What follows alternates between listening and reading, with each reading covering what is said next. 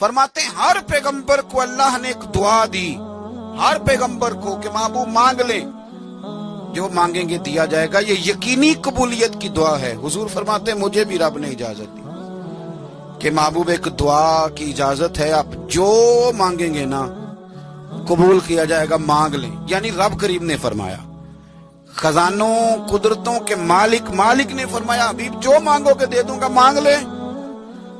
تو حضور فرماتے ہیں میں نے کہا اللہ میری دعا کو محفوظ کر لے، تو میری دعا محفوظ کر دے، میں قیامت کے دن اپنی امت کے لیے مانگوں گا۔